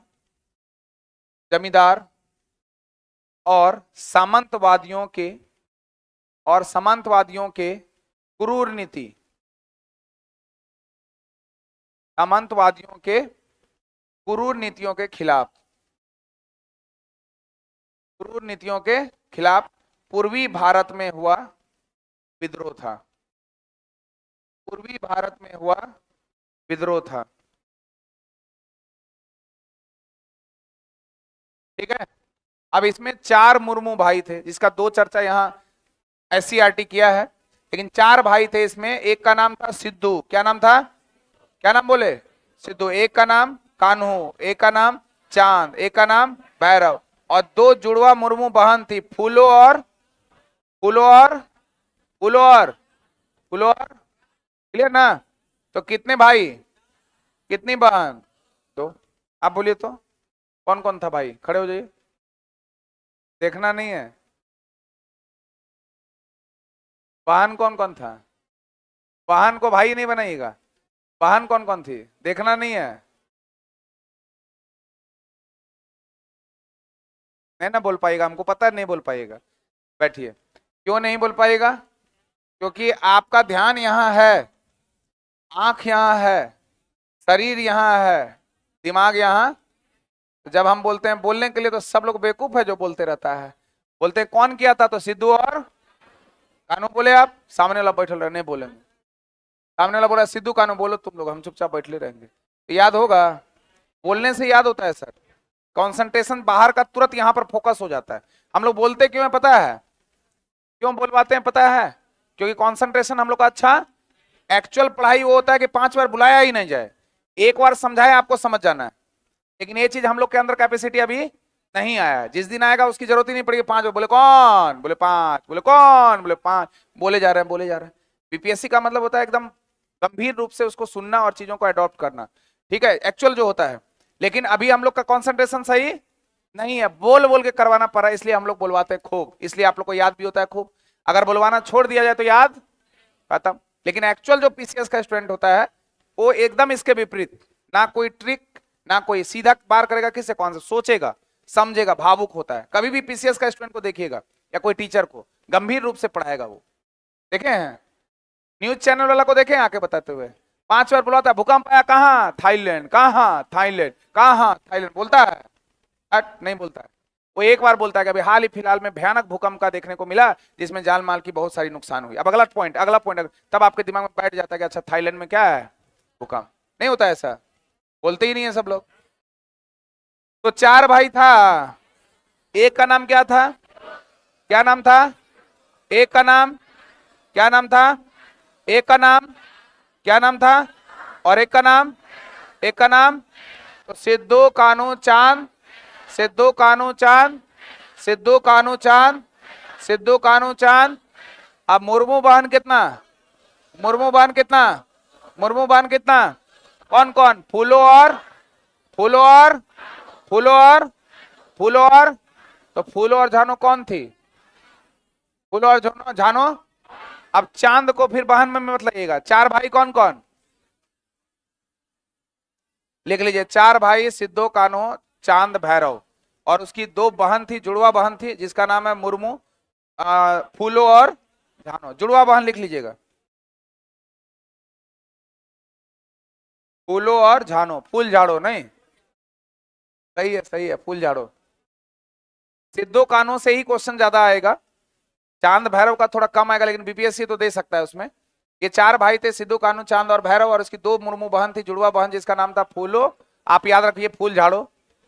और दूसरा है कौन, झानो, क्या नाम है, झानो। तो कितना भाई बोले, चार भाई, कौन कौन, और बहन कितना, जुड़वा थी, हटा दें इसको। अभी फिर पूछेंगे सबसे हम, तिलक माझी के संघर्ष का मुख्य उद्देश्य क्या था, तिलका माझी का, तिलका माझी का क्या था, भूमि सुधार। हर लोग चाहता था कि भूमि वगैरह में क्या हो, सुधार हो। तिलका माझी के संघर्ष का मुख्य उद्देश्य क्या था, तो किसी का भूमि सुधार हो सकता है, किसी का वन संरक्षण हो सकता है, किसी का जो आपका वो विशिष्ट प्रजाति है उसका देखरेख के लिए हो सकता है, अलग अलग उद्देश्य से वो कर सकता है। अब इसके बारे में थोड़ा सा जानकारी हम लोग ले ले। तिलका माझी, जिन्हें जबड़ा पहाड़ियां का नाम से जाना था, कौन पहाड़ी, कौन पहाड़ी, ऐसे जबड़ा समझते हैं क्या होता है, सबसे मजबूत चीज होता है कौन, दांत का पार्ट, जबड़ा, बोले जबड़ा तोड़ देंगे, तो लिखिएगा तिलका माझी को जबड़ा पहाड़िया के नाम से जाना जाता है, तिलका माझी को जबड़ा पहाड़ी के नाम से जाना जाता है, तिलका माझी को जबड़ा पहाड़ी के नाम से जाना जाता है, तिलका माझी को जबड़ा पहाड़ी के नाम से जाना जाता है। ठीक है, जो पॉइंट बोलेंगे सिर्फ वही लिखिएगा, बाद बाकी को समझिएगा। जबड़ा पहाड़ी कौन, जबड़ा पहाड़ी कौन, जबड़ा पहाड़ी कौन, जबड़ा पहाड़ी कौन, एक संथाल आदिवासी स्वतंत्रता सेनानी थे, कौन, तिलका माझी, जिन्होंने 18वीं शताब्दी में ब्रिटिश शासन के खिलाफ संघर्ष किया था। तो ये आदिवासी स्वतंत्रता सेनानी थे, जिसका नाम है तिलका माझी, और तिलका माझी का नाम है जबड़ा पहाड़ियां, जो किसके खिलाफ काम किया था, ब्रिटिश शासन के खिलाफ संघर्ष किया था। क्लियर है, ये तो अंडरस्टूड है, लिखने की जरूरत नहीं है। तो जबड़ा पहाड़ी याद रखिएगा। इसका जन्म हुआ था 11 फरवरी 1750 तिलकपुर, वर्तमान सुल्तानगंज बिहार में। सुल्तानगंज कहाँ है, बिहार में, तो लिख लीजिएगा जन्म। ये सबका जन्म वगैरह पूछता है, ट्रेडिशनल में क्वेश्चन आ सकता है ऐसा। जन्म 11 फरवरी 1750, ईस्वी इंपोर्टेंट है, पहले ईस्वी याद रखना है तब दिन। 11 फरवरी 1750, स्थान है इसका तिलकपुर, जो वर्तमान के सुल्तानगंज बिहार में है। तिलकपुर वर्तमान सुल्तानगंज बिहार में, 11 फरवरी 1750, तिलकपुर वर्तमान सुल्तानगंज बिहार। इनकी मृत्यु हुई थी 13 जनवरी 1785 को, भागलपुर बिहार। सिल्क सिटी किसको बोलते हैं, भागलपुर। विक्रमशिला विश्वविद्यालय कहाँ है, भागलपुर, भागलपुर के पास है। और उदनपुरी विश्वविद्यालय कहाँ है, बिहार शरीफ। और नालंदा विश्वविद्यालय कहाँ है, नालंदा में। तीनों को तोड़ा था कौन, बख्तियार खिलजी। बख्तियार खिलजी किसका सेनापति था, मोहम्मद गौरी का। और किसका सहायक सेनापति था, कुतुबुद्दीन ऐबक का। तो मृत्यु लिख लीजिए 13 जनवरी 1785, कहां पर हुआ था, भागलपुर बिहार। भागलपुर किसका, तिलक माझी को अन्य किस नाम से जानते हैं, अन्य नाम क्या है इसका, जबड़ा पहाड़िया ना। संघर्ष 1771 से 1784 तक ब्रिटिश सत्ता के खिलाफ यह संघर्ष क्या रहा, जारी रहा। इसको लिखना नहीं है अभी। उपाधि था माझी, एक और उपाधि लिख लीजिए माझी, उपाधि लिखिए माझी। माझी पहाड़िया और संथाल समुदाय के नेता का प्रतीक होता है माझी। दशरथ माझी का नाम सुने हैं, कौन था, तो लिखिएगा उपाधि में माझी, माझी लिख लिए, और ब्रैकेट में लिखिए पहाड़िया और संथाल समुदायों में नेता का प्रतीक। पूछ देगा अगर क्वेश्चन की माझी जो इनका उपाधि था तिलका माझी का, तो बताइए माझी का अर्थ या माझी क्या है। तो लिख लेना है पहाड़िया और संथाल समुदाय के नेता का प्रतीक होता है कौन, माझी। पहाड़िया और संथाल जनजाति है सब, पहाड़िया और संथाल समुदायों में नेता का प्रतीक है कौन, माझी। तो हम लोग पढ़ रहे हैं जिस कैरेक्टर को, वो कैरेक्टर है तिलका माझी, जिसे अन्य किस नाम से जानते हैं, जबड़ा पहाड़ी। अब माझी इसलिए क्योंकि पहाड़ी और संथाल समुदाय के नेता का ये प्रतीक है, यही ना, तिलका माझी। मृत्यु अंग्रेजों द्वारा उन्हें घोड़े से बांधकर घसीट कर भागलपुर में फांसी पर लटका दिया। पूछेगा किस स्वतंत्रता सेनानी को अंग्रेजों के द्वारा घोड़े से घसीट कर ला जाकर फांसी की सजा उसको दी गई थी, तो तिलका माझी। तो ये इंपोर्टेंट बनता है आपके लिए, तो लिखिएगा मृत्यु अंग्रेजों द्वारा तिलका माझी को, अंग्रेजों द्वारा तिलका माझी को घोड़े से बांधकर, अंग्रेजों द्वारा तिलका माझी को घोड़े से बांधकर, घोड़े से बांधकर घसीट कर भागलपुर में, घोड़े से बांधकर घसीट कर भागलपुर में फांसी पर लटका दिया था, फांसी पर लटका दिया था। किसको, तिलका माझी को कि जबड़ा पहाड़ियों को। अब आपके एग्जाम में थोड़ा क्लाइमेक्स देगा, क्या क्वेश्चन देगा कि निम्नलिखित में से कौन सा कथन सही है। अब आप पढ़ लिए हैं किसके बारे में, तिलका माझी। अब आपसे क्वेश्चन पूछेगा एक ऐसा स्वतंत्रता सेनानी जिसे घोड़े से घसीट कर ले जाकर भागलपुर में फांसी की सजा दी थी, उसका नाम था जबड़ा पहाड़ी। सही है गलत, तब आपको समझ में आएगा, क्योंकि जबड़ा पहाड़ी आप जानते हैं किसका नाम है। अगर जबड़ा पहाड़ी के बारे में जानकारी नहीं तो वो क्वेश्चन गलत होने की संभावना बढ़ जाएगी, नहीं होगा। किसको घसीट कर लेकर गया था, कहां पर, किससे घसीटा था, और फिर उनको कौन सा सजा दे दिया गया, किसको, जिसको क्या बोलते हैं, जबड़ा पहाड़ी। वर्ष 1857 की क्रांति के समय में कौन सा प्रमुख विद्रोह हुआ था, संथाल विद्रोह। हालांकि संथाल विद्रोह का 55-56 के दशक में ये था, उस दशक में था, लेकिन उसको बहुत प्रभावी इसको माना जाता है, संथाल विद्रोह। ये गलत फोटो लगाया हुआ है, ये तो वीर कुंवर सिंह है अपने। हालांकि आज के डेट में कोई भी फोटो लगा दीजिए पता ही नहीं चलेगा कौन है, कोई देखें आप लोग, अब फिर कुछ भी बोल देगा आदमी चल जाएगा। वीर कुंवर सिंह का फोटो होगा वो, देखिए उसी के बारे में लिखा है। नहीं ठीक है, तो फोटो भी सही है, उसी के बारे में लिखा हुआ है। देखिए 80 वर्षों की बूढ़ी हड्डी में जागा जोश पुराना था, सब कहते हैं कुंवर सिंह तो बड़ा वीर मर्दाना था। उम्र कितना साल, 80 साल। अंग्रेजों का नाक में दम कर दिया कौन, क्योंकि 1857 की क्रांति के बारे में पहले भी पढ़े हैं आप। इसका दो कारण था, एक अल्पकालिक और एक दीर्घकालिक। अल्पकालिक कारण जो था वो पहले ब्राउन बैस नामक बंदूक का प्रयोग करता था, उसके जगह पर एनफील्ड राइफल आ गया और उसमें चर्बी वाले कारतूस का प्रयोग किया जाने लगा, सुअर और गाय का। अफवाह फैला दिया कि हमारे धर्म को भ्रष्ट करने का प्रयास है, लेकिन फिर उसका जांच किए बिना ही बोला कि ऐसा कुछ नहीं है। और 34 रेजिमेंट के थे कौन, बैरकपुर छावनी से मंगल पांडे, और उनको फांसी की सजा पे लटका दिया गया, जिसके कारण वो आंदोलन, वो विद्रोह और ज्यादा क्या हो गया, बढ़ते चला गया। और हर एक लोगों का अपना इसमें पार्टिसिपेशन था। जैसे लखनऊ से थे बेगम हजरत महल, बेगम हजरत मगल, अवध बेगम कहते हैं उसको। और कानपुर से थे नाना साहेब, कौन थे, नाना साहेब। और बहादुर शाह जफर कहां से, दिल्ली से। और वीर कुंवर सिंह कहां से। उस समय में शासन था किसका, अंग्रेजों का। आपके पास फंडामेंटल राइट था, आपके पास किसी भी प्रकार का अधिकार था, जो देगा कौन देगा, अंग्रेज। उसके जमाने में रहते हुए वीर कुंवर सिंह, उम्र कितना, चैलेंज दिया उसको, ओपन चैलेंज, और जाके कानपुर में जाकर मिला किससे, नाना साहब से। अंग्रेज लोग का हालत खराब कर दिया कौन, वीर कुंवर सिंह। हालत खराब किया डजन मैटर, मैटर ये है कि वो कितना उम्र का था, 80 साल का बुजुर्ग आदमी अंग्रेजों का छक्का छुड़ा दे रहा है भाई, और उसको पकड़ नहीं पा रहा है। अंग्रेजों ने राशि घोषित कर दी 25,000 की इनाम, जो पकड़ के देगा 25,000 मिलेगा। वहां से वो वापस अपने आवास में भी चले गए, हाथ में गोली लगा, हाथ को काट के, फिर भी वो पकड़ में। वो थे कौन, वीर कुंवर सिंह। कहां के, तो सबको प्राउड फील करना चाहिए किसके लिए, और इसी के संदर्भ में इतिहासकारों ने कहा है कि 80 वर्षों की बूढ़ी हड्डी में, कितना वर्ष था, बुढ़ापा था ना, तो 80 वर्षों की बूढ़ी हड्डी में जागा जोश पुराना था, जागा जोश पुराना था। सब कहते हैं कुंवर सिंह तो बड़ा वीर मर्दाना था, नहीं था? वीर कुंवर सिंह के लिए थोड़ा सा एक बार,